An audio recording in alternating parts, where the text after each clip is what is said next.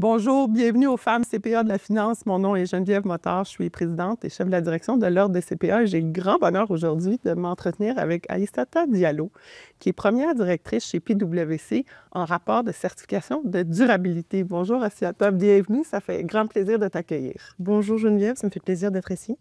Alors, parle-nous un peu de toi. On m'a dit que tu es une passionnée de la durabilité, mais aussi des mines. C'est vraiment une combinaison particulière pour une CPA, alors j'ai bien hâte de t'entendre. Oui, alors en effet, je travaille justement en durabilité à PwC et j'aime beaucoup tout ce qui est les mines. Je fais partie du comité de Women in Mining à Montréal où on veut justement promouvoir le fait qu'il y ait plus de femmes dans les positions dans le domaine minier. Et la durabilité, ça permet d'amener du contexte à certaines informations. Donc je trouve qu'ensemble, ça marche bien.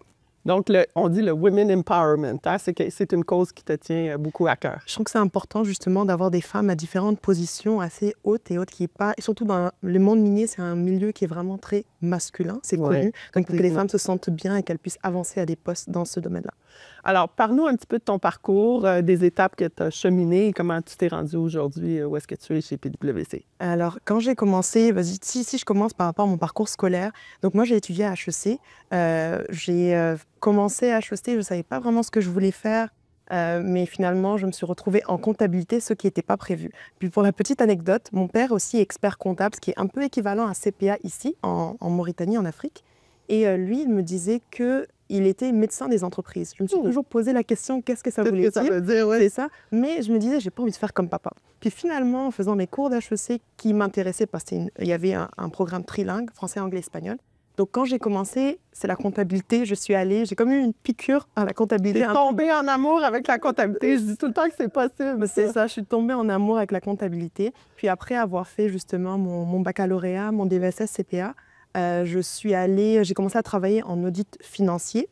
Et à PwC, justement, j'ai fait environ 5 ans et demi en audit financier, principalement avec des compagnies minières. D'accord. Et comme je faisais avec les compagnies minières, il y avait tout le temps des questions sur l'environnement. Qu'est-ce qu'on fait en fait avec l'endroit où il y a la mine après justement l'extraction? Et c'est là où je me suis posé les questions. L'information non financière est aussi importante.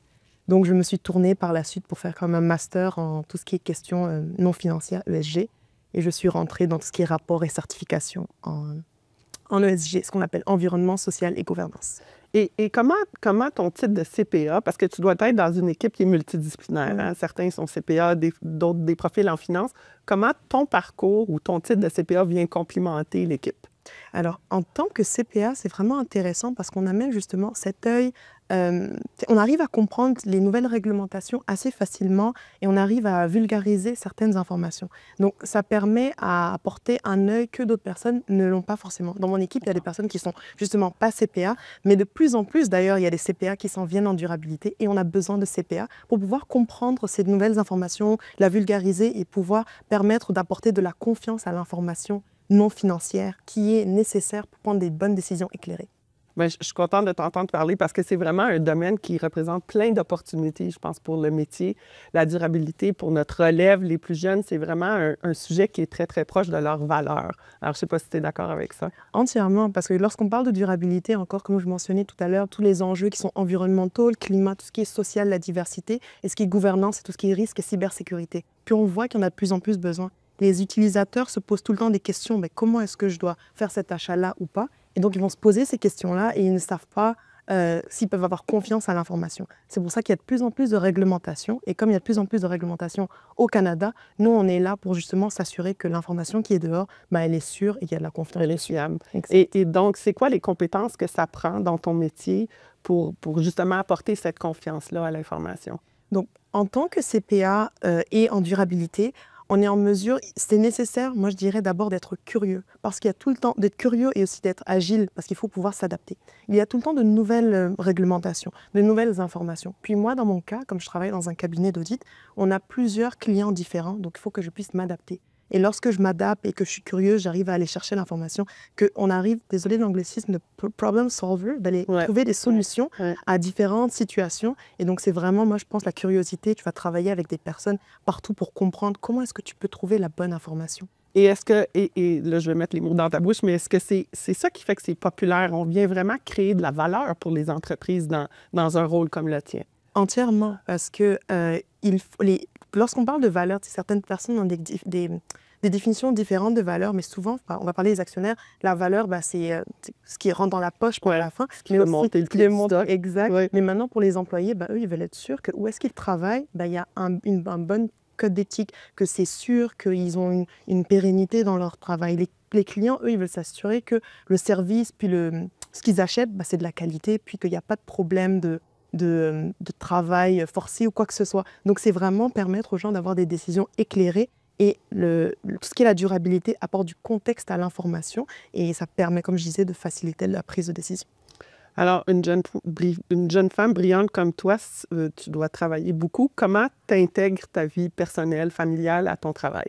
C'est souvent un sujet qui est très populaire quand on parle de Women Empowerment. Justement. Vraiment. Et surtout aussi lorsqu'on parle d'un cabinet d'audit, parce qu'il y a souvent, ça fait maintenant 8 ans que je travaille en cabinet d'audit, donc il y a toujours cette idée qu'on travaille énormément.